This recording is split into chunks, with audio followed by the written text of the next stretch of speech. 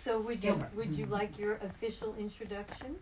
Yeah, if you want to. All right. Well, I'm just going to give an official introduction because she seems like with everything you've accomplished, you sort of deserve that anyway. So anyway, thank you everybody for coming to Flintridge Bookstore, and we're really happy to have Natalie Rodriguez here to discuss her book, The Extraordinary Ordinary, which is based on your award-winning film of the same name. So, I'm just going to talk a little bit about you, and I'll just leave it up to you to talk about the book and what it's about. Natalie Rodriguez is an award-winning director, screenwriter, and author. She is also an advocate for mental health and recovery awareness, and has worked with organizations like the Mighty, Anxiety Resources Center, and OC87 Recovery Diaries. Her articles and blogs have been published in Hello Giggles, HuffPost, Thrive Global, and more. Here are just a sampling of some of her other accomplishments. Her short and feature films have screened at film festivals such as Culver City Film Festival, Holly Shorts Film Festival, NALIP Latino Lens, Stage 32 Screenwriting, and others. She is also a speaker sharing her experience of being a Latina filmmaker. In 2017, she founded Extraordinary Pictures, a production company focusing on social issue projects ranging from diversity to wellness. The company has produced films of different genres, including comedies and dramas. Natalie's first directorial feature films, The Extraordinary Ordinary and Howard Original, were distributed by Indie Rights. Her latest project, Young Dario, is a 12-episode television web series now making its way through the film festival circuit. The show is narrated by Netflix On My Block Julio Macias. In addition, Natalie is in early pre-production with Buffalo 8 Studio on her third directorial feature film, Inner Child, a horror thriller that she also wrote. So her books are available for sale up at the front counter if you're interested in purchasing a copy. And let's warmly welcome Natalie Rodriguez. Yay! I can start. Anything? Huh? Oh, you can start. Yeah. Just I know, take it it's away. like, was there a mic? But it's fancy back here. Hi, everyone. I'm Natalie. Nice to be here. First time meeting others. Thank you for coming. I, really grateful, I want to shout out Flintridge Bookstore having this tonight. I definitely want to support other bookstores and other artists that are here too. So, I'm a big reader. I was just sort of talking about how I listen to audiobooks, so I try to keep that active, when I'm not writing or on set, or even if it's like thinking next project, I like to surround myself with books and even podcasts. I think that's always key with staying creative, and I think overall like staying inspired too. I think it's always good to like kind of go to other people's works and see what's out there. Yeah. But a little bit about The Extraordinary Ordinary. So I first started writing The Extraordinary Ordinary. We were just talking about this before. I was, I think, maybe a junior in high school. I didn't have time. That's what I wanted to do. I was kind of just the idea of college at the time. High school terrified me. I was like, oh, I don't know if I want to go to school. I'm scared. I was one of those people that didn't like going on campus. But I ended up choosing a school. My guidance counselor from high school is here. Shout out Mrs. Salad. Her and my mom, when I had to sit down, so at the time when I was in high school, it was before your junior year in high school. You sat down with your guidance counselor, you said, this is what I want to do, and then usually your guidance counselor would recommend some schools or kind of help guide you if you were unsure on what you wanted to do post-high school. In mine, that was the first time I ever got asked was, I think I was like, 16, 17, it was, what do you want to do for the rest of your life? And it was, I love film, I love TV.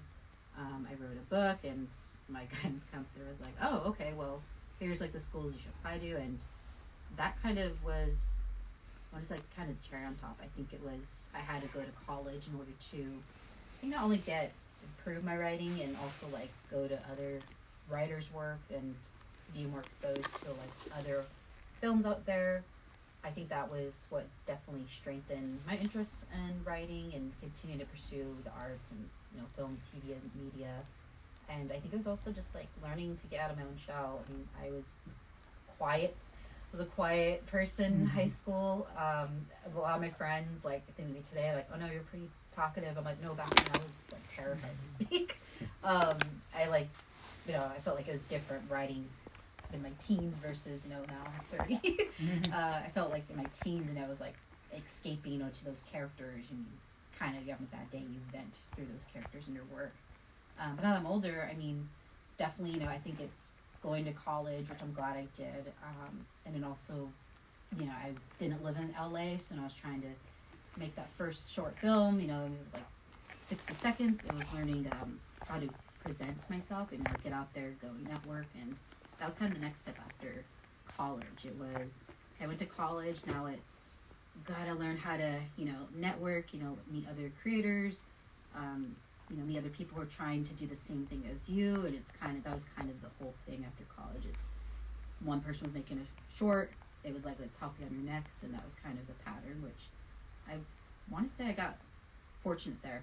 You hear the horror stories with entertainment, but there are people out there who want to definitely help you, and people who are, they just like what they hear, and they're just like, I'll support you as long as possible, or hey, I'm trying to do this, can you help me? So I feel that's how it goes with a lot of these books, films. That's kind of, I think with that pattern, I think it was from being quiet, writing, and then going to school and kind of learn to get out of my shell post college. That definitely what made me want to continue that path with writing. And one of the books was The Extraordinary Ordinary. It was rewriting both the feature script and then the book throughout college. I majored in radio, TV, film at Cal State Fullerton, so a lot of the screenwriting classes I did take it was either write something new from scratch, or if you had a previous written material, you were encouraged to basically re-edit the entire thing, or just not be taking things personal with criticism. So that was the first time in college I actually ever did a table read where you had other students reading your work, which was horrifying at first, because I think that was the first time it was, I've never had that done, so you learned what was working for people, or if someone didn't understand, the readers, or you would have to learn how to put your ego aside and be like, okay, what is it that you didn't get here, or what do you recommend? So that definitely was helpful. But I think the more I did that, I took those classes back to back, I want to say junior and senior year in college.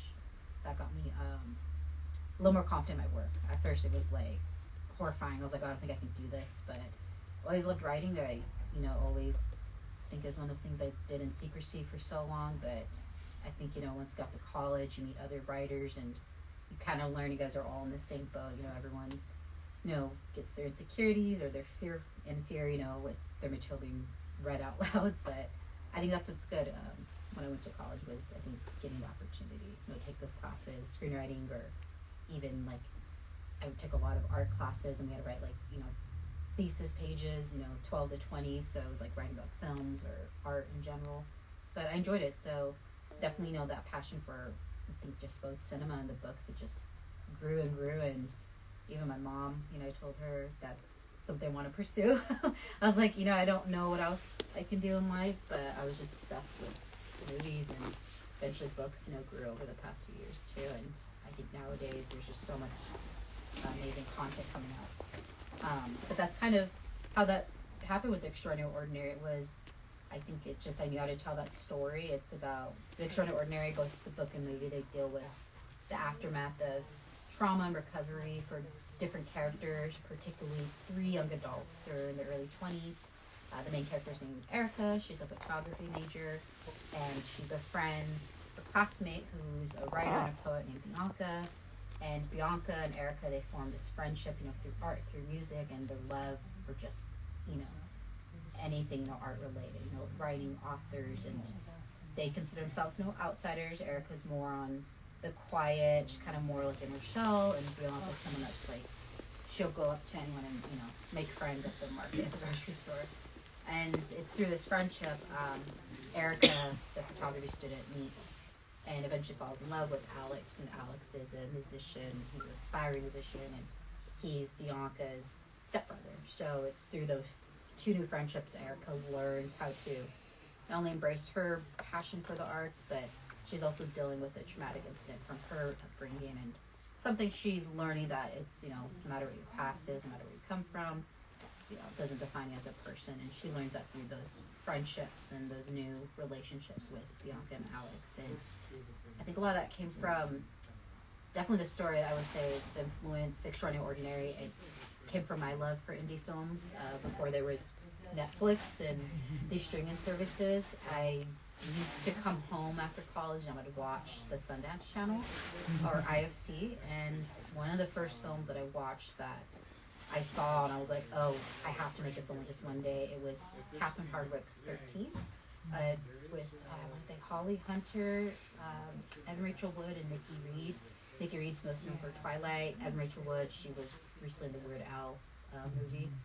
But I think that was the first film I saw that I just thought the performances were so good, and what scared me, I think it was Evan and Nikki were 13 and they were doing a lot of these, they were in adult situations and scenarios. So I remember watching as a teenager, I thought, oh gosh, they're a year or two older than me, and I can't believe they're drinking, they're having sex, they're doing drugs in the film, even though it's acting, but it was the first film I ever saw or content that opened my eyes. That was both scary, but I thought, again, it's like one of those films I can watch once a year because it's one of my favorites, but it's definitely a hard watch. But I think it was that Sundance Channel that's what definitely grew my love with independent films. Those films you hear about takes years to get made, or, people are attached, they're unknowns, and they might be their breakout role. So definitely Sundance. I think that was what opened my eyes to eventually pursuing The Extraordinary Ordinary, the feature. And that's what happened a few years later. It was right way before I wrote the book. I was going through, I think, another edit of The Extraordinary Ordinary feature film, and I ended up, shopping the script around to different friends and colleagues I met in college, or from networking events. Well, ironically, I did meet a lot of people in Orange County, so I wasn't living in LA County. I was living more by Inland Empire, but I was meeting a lot of other creators like all over Southern California, which was neat. But I was going to a lot of my colleagues like, hey, I have this script, I'm looking to direct, at that time I didn't want to direct it, but I was like, I'm looking for someone to direct it, I'll help you produce it. And I kept having a lot of people turn down the script. They read it and I was like, oh, if you don't like it, that's cool, just be honest. And it was until one friend, his name's Chris, he sat me down and was like, I read your stuff, I like it, I just think you should direct your stuff. He's like, I feel you might regret not directing your material going forward. He's like, if I were to direct it, he's like, I'm afraid I'm going to ruin it and you're going to hate me. And I think I didn't take his advice. I was like, oh, he's insane for thinking that. So I was just going back to writing. I was at the time, doing PA work, working on sets, volunteering, trying to network as much as I could. But it was maybe a few months after Chris told me that advice, I think you should start directing your own scripts. I revisited that 6-7 months later, and I was like, okay, let me give that a shot. And my mom knows I was filming all my shorts at her house or my stepdad's house. I think once we did a party comedy film, and I was like, oh, you can't be here. We're gonna have a party, but it's part of the film, so there's gonna be people here. But I think it was that. I think it's that definitely I think it was Chris's advice that got me moving to actually when you start writing a script or even a book, it was, oh no, this could be seen, or even if it is on the self-finance part, the self-publications, on the lower budget, you hear that word independent book or independent feature, there's a way to do that. But I think it was definitely just gaining confidence for that. I think it was when I was writing the book or writing the screenplays, I think I told my mom that. I think her and even my biological dad mentioned that. They're like, oh, you said you want to be a director when you're a kid. And I was like, I don't remember that. And then for me, the directing and producing always sounded scary because you are dealing with different types of people, no matter how big or small production is. Even the book world, books and film, I feel like it's this similar process. You're going through edits. You're even for smaller books like The Extraordinary Ordinary, you're still dealing with your editors. You're still going through edits, approving edits, cover design. So I think that was definitely I'm glad that was Chris was the first person to sit me down and be like, no, you should just do this. But it's a little bit about with the upbringing with background with the book and the film. I never imagined The Extraordinary Ordinary really being a book. I ended up writing the book, the first draft, the early rough draft, I want to say a month after we wrapped principal photography on the feature. So I I think I told Mom this. There's these two indie filmmakers named Mark and Jada Ploss. Now they're doing like bigger like films and TV shows. I think they have like HBO and Netflix deals. But years ago, I met them at a wine mixer for one of their films, and they mentioned that they're very big on like, oh, you got to throw your films out there, even if they're terrible. If you hate them, just put it up online, put it up on YouTube, or submit to every fest. Like, you have to like just put your work out there and just keep going and going.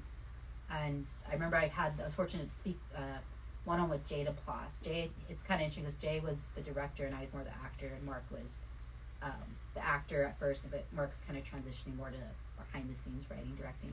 But I spoke with Jay at the time, and I told Jay, I was like, oh, I wrote this feature in college. I was told like it's too dark, don't ever make it. I actually had a professor tell me that, which I've had that unfortunate side. You kind of encounter that, people are like, don't ever put this out there. And I remember Jay was like, well, do you like it? And I was like, yeah, I like it. He's like, okay, so that's your answer. I'm like, what do you mean? He's like, well, you gotta make it. Like, he's like, my first film, was terrible, but I still put it out there. So I think I was fortunate I went to that mixer, because I think if it weren't for seeing like people who are in the industry and hearing, they still have their hardships, I think Mark and Jay, they were like, honest, like the first, I guess, public figures I saw and who admitted like they still have, their down days, they're human. So I think definitely that's why I always like look to, going to those types of events or even listen to those interviews. I think it's just, those public figures, they're still human themselves. But that was, I think that was when Jay told me that, during that one-on-one interaction at that Q&A a few years ago. He was like, oh my gosh, 8 years ago now? Okay. It was like, I was, I think, in college my last year, but that was, I think the first time, I think it was like hearing that same echo, like, no, you have to make that film, you have to make that book, like, just put it out there. Worst case, it's, what, people don't like it, or people will be like, oh, it's not my cup of tea. And that was kind of what, it's kind of always coming back to both The Extraordinary Ordinary, the feature was, okay, I have to make that film, and I ended up doing that. It was, originally, I did a table read, and then that table read kind of snowballed. I ended up meeting who would later become the lead actress in The Extraordinary Ordinary. I think we met on like Facebook, and a few years ago, Facebook, it kind of felt like everyone was adding each other. Like, if you had an artist or writer, everyone just kind of added you. And I think it was the actress, she ended up playing Erica, and she has a beautiful performance. Her name's Madison Bullock. I think we just like had a bunch of mutual friends, and I ended up like DMing her on Facebook. I was like, hey, I'm doing a table read for this film. I like your look. I was like, hope it doesn't sound weird, but I feel you'd be good for the lead role, Erica. And she came to the table read, and I had some friends and colleagues I'd worked with on previous shorts fill into other roles, and I ended up like casting, I think, like 4 or 5 people out of that table read. And a lot of it was, I was like, I know I'm going to want this person for this role, or a lot of it was, well, let me kind of see if this person, like, if they like this role. So that was kind of it. I think it was just within the Filmmate, it was just getting that community and people who are either in the same, I think, mental space as you were. A lot of people were looking to branch out, or I know, like, one of my friends in the film, they never done a drama, so they always wanted to kind of transition back and forth between comedy and drama. And that was kind of how that happened. And again, the Filmmate at first, just like the book, we had our ups and downs. We tried to do it was not Kickstarter, it was like a crowdfunding campaign for the feature years ago, and we raised a few grand, but it ended up being one of those, you have to raise all your asking funds in order to get the full funding and go off, make your film. And then what I ended up doing, I ended up self-financing about like 80% of the feature, and we did get investments along the way from both family, friends, and colleagues.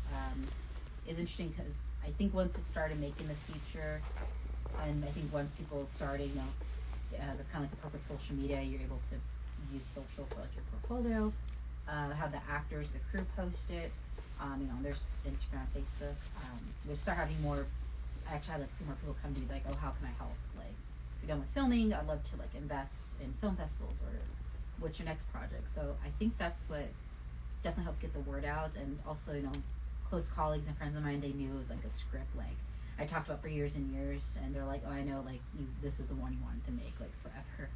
But I always tell their filmmaker friends, like, don't self-finance, if it's something that you don't want to. I think times are definitely different with films and books. I think back then I did, the film on 2 different credit cards. I don't recommend that. It's savings. But, again, I don't regret it, because I think in order to get to the eventually the book, I had to go through the feature, and the feature, it felt like when I was making that, I feel like everything that goes wrong on whether you always hear these cliches, it's the student film or the first big project, everything went wrong. It was, we lost locations, we had 2 main cast members, they were unavailable, so it was casting a week before production. And then I ended up, I almost broke my baby toe on set. So I remember it blew up. I ended up falling. I felt like I tripped over staircases going down. It was really weird how I got injured. And I remember the cast and crew was like, "Oh, your baby toe's blowing up. Do you want to pause production so you can go to the ER?" I was like, "No, it's okay.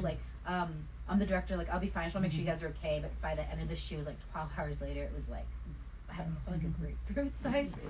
But I was just that, I guess, the adrenaline. I think I was so I just wanted to make the film. I was like, no, I don't want to lose the actors or lose a shoot day, and especially when you're on lower budget projects, you're always wanting to get in and out, because that is kind of expected. If an actor gets a bigger role, or if they're hey, I have to travel, you don't want to always hold them. You don't want to hold them back for the opportunity. And then we ended up shooting the film over the course of 3 weeks and 13 days. So I don't know how we did that, but I think again it was just people we had involved. They wanted to tell the story, or a lot of them was their first bigger speaking role. So I gotta say, we definitely I think we just came together, and I think that's how those films kind of go. I think it's if people believe in the project, and I think if you're honest with them, so if you're directing and if you write it, produce it, or whatever the case is, I think you'll eventually find the group of people that are meant to be a part of it. But I also think I had to go through all that. I always tell my mom it's the heartache and the stress, but I feel like it was worth the end result, because I want to see that product with the film, and that's eventually got me with the book. Because when I was done filming the feature, there's a saying again in the industry, I think even Mark and Jada Foss said this on one of their panels years ago, and I always remember it. They say, Mark said at a panel, he said, writers, directors, producers, get the self-finance your first feature, go to therapy afterward because you're going to be depressed after you film it.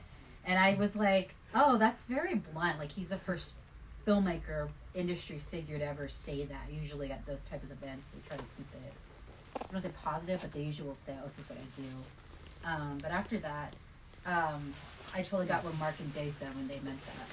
If you get depressed or anxious after your first big project, no matter what it is, art related or not. So that's why I wrote the book. That was my way of coping with the aftermath of finishing the feature. I was so I was like, oh my God, I missed filming on set. I can't believe it's done. I was like, what's my next move? And I that anxiety and that, that worriness, I turned to the book for the extraordinary ordinary, which is interesting because now I'm looking back, I'm like, that's a book that deals heavily with individuals going through anxiety or some type of recovery process.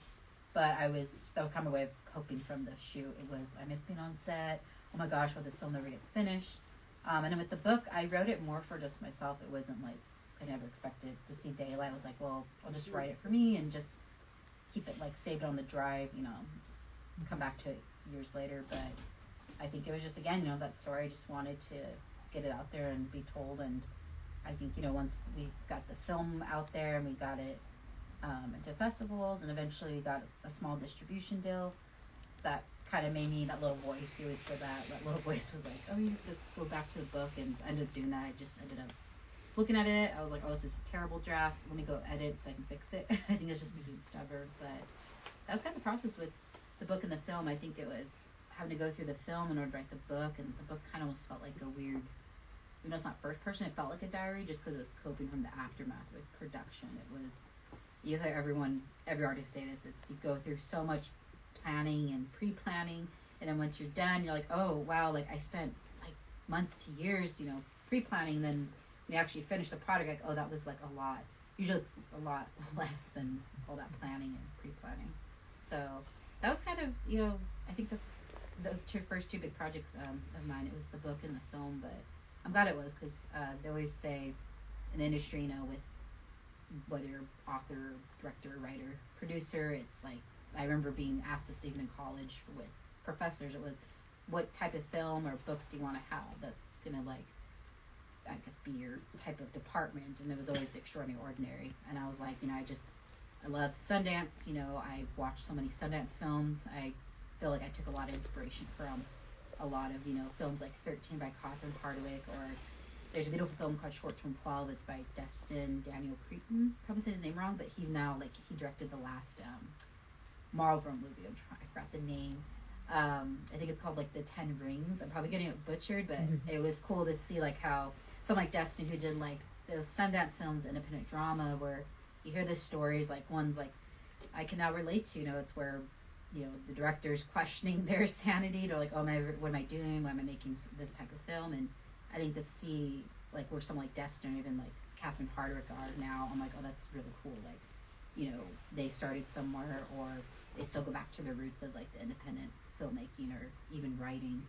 And I know nowadays, Catherine Hardwicke, she does a lot of filmmaker panels, and she likes to give advice, and I always think that's really cool, and they give back. They also want to share, like, their experience. So, I hope that's something I can do down the line. I definitely, don't plan on stop making films or writing books. I feel like anyone who writes or is creative, they can definitely relate to. I have a hard time taking a break from whether it's writing or if it's even, like, audiobooks. I feel like I always have to, like, I try to keep active on that end. I just think it's important to always stay surrounded by, other creators, and, I think people that are, like, reading, or people you can learn from. So I definitely think it's something where I'm at right now, in terms of, like, staying creative. Yeah. But I don't know. Any questions or anything? Why this particular story? This story, for me, I always say I feel like a mother hen. Like, I feel so protective of the main characters. And I feel like, people should hear their voices. The three main characters, they're in different stages of their life. One's learning how to come out of their shell. The others, more, like, present day. Like, she is like, I'm going to go party. I'm going to go have fun. My past doesn't define me. And another person's dealing with, another character, a male character, is actually dealing with the stages of grief of losing his mother years before. And for me, I always felt like mother hen, I was like, I feel they deserve to share that story. I mean, it sounds kind of cliche to say, but I definitely am a firm believer, like, characters take over the writers. I feel like the characters will guide the story, especially if you're writing it. I feel it's definitely a different process with being on set with producing, directing. It's both writing. They always say, sometimes they'll go in, and I mean, by they, I mean, like, your other writers saying this, or teachers over the years, school, or even if it's, like, interviews you read it from, you'll see, like, how a lot of writers, I think even Stephen King says this, you'll start writing, and then usually you're like, I don't know where I'm going with the story, or is it going to see daylight? And then they'll say, but by, next few minutes, the characters start telling their story. So with this one in particular, I always felt like I was going to bed and waking up thinking about those three main characters. And I didn't know why until I had one of my first mentors tell me, like, oh no, like, that's a sign, you have to, like, write this and finish it. And I think even back then I was like, no, that's not the reason why. But, like, I think that was just me being stubborn. And I was glad, I was fortunate I had that early mentor I met through a family friend. She was an author, she wrote nonfictions, but I think it was hearing that, like, no, if you think about a character, or whatever, it's a movie, book, there's a reason why. Like, you should probably go to that source, whether it's you go and, like, pick it up, or you send, that draft to a colleague, friend, have them read it and edit.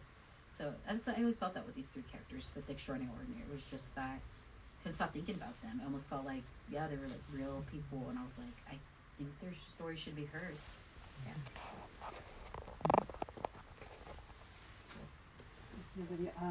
Music seems to play a big part. So what do you consider the role of music in the book, and was it also the same in the film? Oh yeah, the music definitely, it was different from what we've had in the film. It's such another cliche with the film. We were very low budget, so we didn't have, like, a big budget for music. But music was still an important factor in the film. I ended up having two family friends. They composed a beautiful score. A lot of it was like piano based, and they were hungry. You know, they never done a feature, so I think when I was talking about the film, one of them ended up saying, "Oh, I'll compose the music for you," and I was like, "Oh, actually, I'm looking for music." That was actually like a happy accident, but I think it was just, you know, he was kind of a place where he was looking, the composer was looking to get his stuff out, and it ended up just being perfect. I mean, I don't think I even gave him any notes. I think the first time he sent me the score for the film, it was like, oh, this is like perfect, this is spot on. Like, I honestly don't want anything to change because it feels authentic. I gave him like some film referrals, like, oh, here's what I kind of want it to sound like. And then with the book, very similar to like the film, the characters, particularly the main character Erica, she turns to music for inspiration or as a distraction from, you know, her own, you know, nervousness or her own like fears. And a lot of it is because the main character Erica, she definitely doesn't want to open up. Not that it's coming off as being rude. It's more of she's just afraid of opening up to someone. They're not going to accept her because of, you know, where she is at her place in life or her past. And that's why it's like music is her one like calming. And then for me too, when I was writing earlier draft Extraordinary, I would listen to a lot of music. So a lot of music I would listen to, I would end up kind of like writing that into both the book and the film. Then the film was more like, more because we didn't have the rights by a lot of musicians. So when we were post with the film, I would tell my editor, I want something to sound like a Nirvana song or something to sound like this composer, you know, like piano based. So I was fortunate, like I had a very talented, you know, editor and even composers. I think because I don't know where I'd be if I hadn't had them working on the film. I think, you know, that's where again it's like with film you trust, you know, those your teammates, because there are times you're like, I don't know what to do. And then the editor who edited the Extraordinary, he had edited I think at least like a few shorts of mine before he did the feature, and I thought he did a beautiful job. And composers too, you know, they're family friends. They were, you know, I loved, you know, their energy, and they're very persistent. They kept bugging me like, hey, that film, can I help? And I was like, okay, like let me like take a meeting with them, sit down, listen, because I like that they keep hitting me up and they're like bugging me. I feel like, you know, that shows me that they're very like dedicated themselves, and you know they're trying to get their stuff out there. But definitely, that was kind of, you know, with the process. I think it was just writing the music, and a lot of it would happen to be, I would write to a lot of other motion pictures or television soundtracks. So I actually had two of the characters in the film and the book are named after two of my favorite composers, which is Thomas Newman. He does he did like American Beauty. He did most recently, I'm trying to think, oh my gosh, he did Desperate Housewives theme songs. He's kind of like Danny Elfman, who does a lot of good Tim Burton films, very like whimsical or very like a lot of slow piano bass. And then another character is named after Clint Mansell. Clint Mansell does a lot of Darren Aronofsky's films, so I think like Black Swan. This is more on like the darker, scarier side.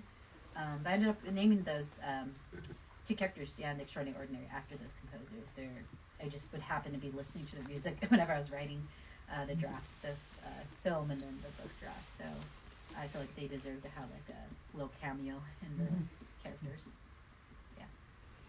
Anybody else? I've got one note. Oh yeah. It seems oftentimes that, you know, people will adapt a book and make it into a movie. So this is sort of the reverse. Yeah.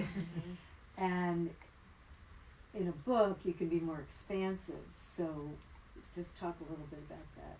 The Yeah. process of even further developing the characters or the storyline. Yeah, no, definitely.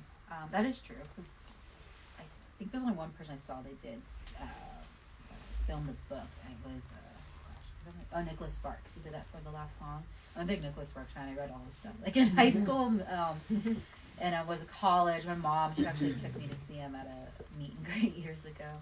But he, at this actual Q&A I went to, he talked about that, which was he wrote the last song script first. I think it was his first screenplay I got greenlit. So I, at the time, again, I was coming to the store. I was like, oh wait, like he even gets rejected, but he's Nicholas Sparks. He's like the #1 romance writer. He's still getting told no.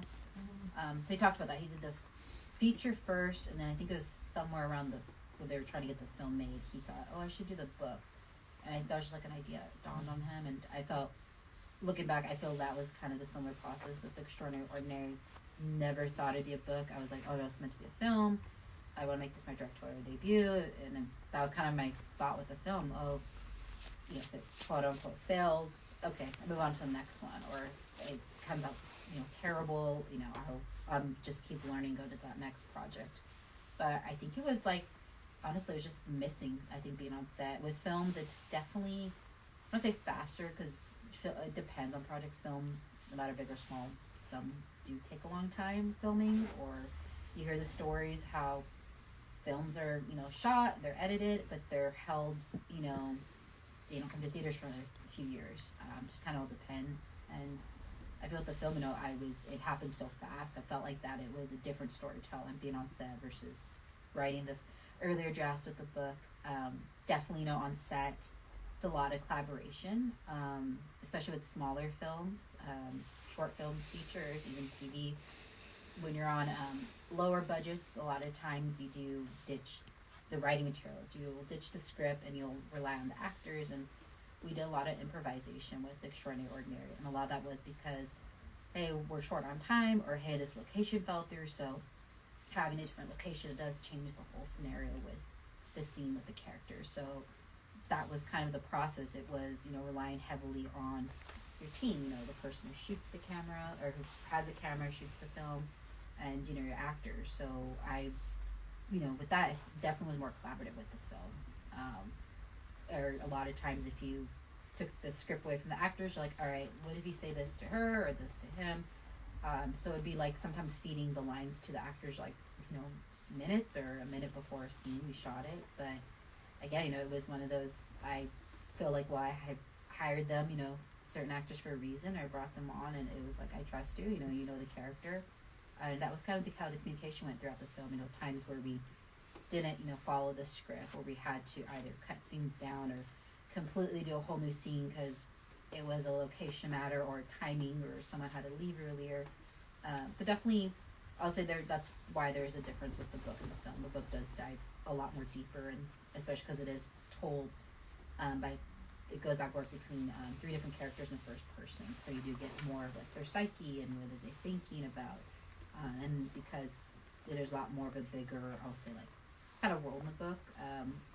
The film was filmed in California, and the book took place in New York. And then, you know, we also see, you know, what goes on, you know, in California. It's the New York side happens when the character moves across the country to go to New York for school. So I would say that's definitely a difference. You know, film, I would say, I think over the past few years making the films, it's definitely a lot more collaborative, especially when you have actors coming in and presenting your material. I feel like that always happens with scripts. I'll picture it one way, but then I feel like no actor, they'll end up saying something better, and I'm like, oh my god, say that instead, that's a lot better than my dialogue. But I think that's what's the fun part with film. I think that's always a good sign, you know, when an actor, they usually call it ad-lib, they'll add maybe like a word or two or a full sentence, or maybe even a whole paragraph to what's on the paper. But to me, I always see that's someone who's passionate, like they're just trying something to see if it works, and I feel like 9% of the time with films it works. But definitely, that's what I'm still learning. I think I'm learning how to go back and forth between the book and the films, because the book's so very, it can feel isolating because you're definitely, you know, at the computer longer, and I feel like with film, you're like, oh well, we'll do some improvisation. Are you guys comfortable? Okay, cool. We'll keep this in mind, or okay, let's rehearse this real quick. Sometimes with films you don't have time to rehearse, so you are relying on like, hey, this is what I'm thinking with walking. Let's walk through. Okay, let's film. So it's fun. I like both. I'd like to continue doing both. I think it's interesting to go back and forth. But definitely the book, it does, compared to the film, it feels like kind of almost you're writing a journal. Almost feels like that. Like I feel like I'm writing a journal and you're releasing that diary to the world. And then film, definitely, you know, film's a lot more teamwork you're relying on. Because, I like, you know, I'm not someone that's jack of all trades with the films. I like to work with the editors and DP, cinematographers. I think it's good to have people that will strengthen that vision, or cliche as it is, but I think those people you want, like, on the types of film and TV sets. They're gonna, you know, help you out, or they'll make suggestions like, hey, let's try this, or hey, I know what you're trying to do, let me present something to you, let me know if you like that. And I had an amazing DP on the film too, Trevor. I think it was his first feature he ever DP'd, so we were in the same boat. It was my first directing feature, and it was his first cinematography features, so we were learning as we went. That's kind of a secret with those early features. Anybody else? So, Wow. With Thank writing Oh. the book after the movie. Yeah.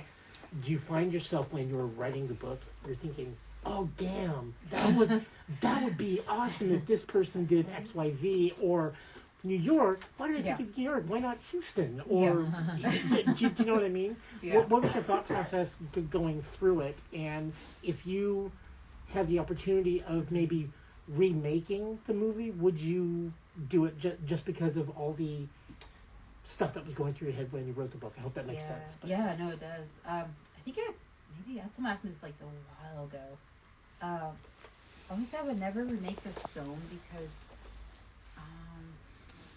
I feel because like I had the actors and the crew I was meant to have. I sound so cliche to say. I feel like I'm just say a bunch of cliche things, but I also feel like because also it holds a special place in my heart. The film, no matter like what happened on set, running out of money, people, didn't show up, or the locations fell through. But I also feel like, I also learned a lot because I feel there's so many times like I think myself or a bunch of other people could have just been like thrown in the towel, like, okay, I'm just not going to do this anymore.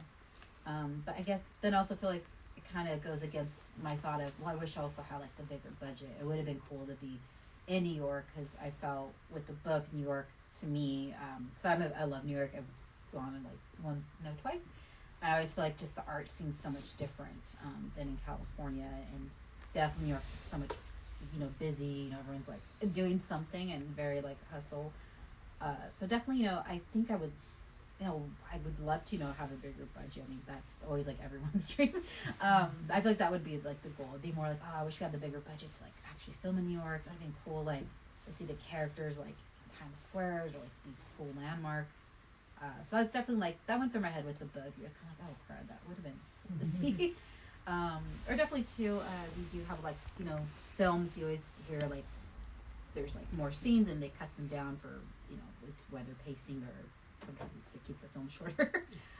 So the times of the book, I was like, oh, it'd been cool. In the book, there's a bunch of the characters go to it's a karaoke like drag bar, and in the film, the location we ended up having we only had for like.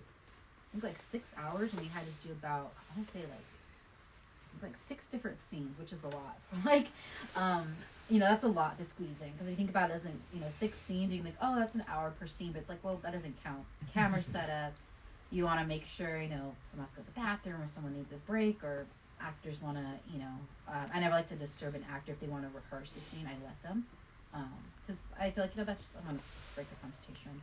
So I know, particularly with the book, where I was writing a lot of the bar, drag, brunch places they go to, I was like, oh man, that would have been so much cooler to have like a lengthier scene with the characters where you get to sit with them and see like, they go out and have fun. They're 21-year-olds, they're going out and partying, or they're going out and, they're talking about, boys or girls dating, relationships. So that's definitely something like I wish we were able to do a little more on the film. The film, honestly, I think it was like the very last scene. I had the owner of the bar standing behind my DP and I heard like a cough, and I looked, and he was like that, and he came back I think like 30 minutes earlier. So we're like, oh shoot, he's back early. We're supposed to have another 30 minutes. So definitely that was a little horrifying, but we did get it done. But it was very like that was the situation with the film when we had less time than we thought.